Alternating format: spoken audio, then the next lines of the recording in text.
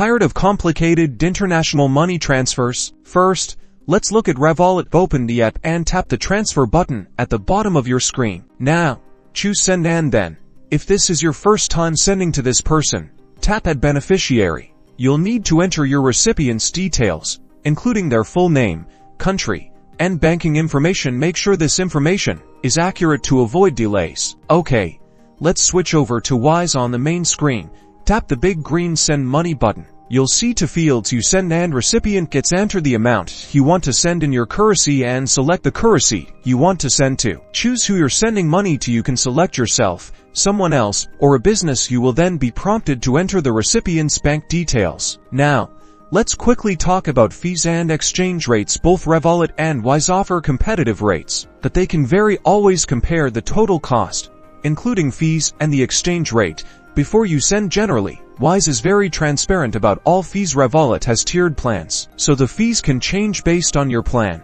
On Wise, you can review all the details of your transfer before confirming, including the fees, exchange rate, and estimated delivery time. After reviewing, confirm the transfer, and you're all set. Similarly, Revolut will show you a confirmation screen before you finalize the transfer, and that's it. Sending money internationally with Revolut and Wise is straightforward. Be sure to compare rates and fees before you send, and you'll be saving money in no time.